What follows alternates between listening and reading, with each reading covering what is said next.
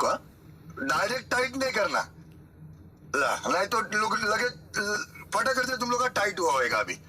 तो रुको जरा, सबर करो, बोला धक्का मुक्की नहीं करने।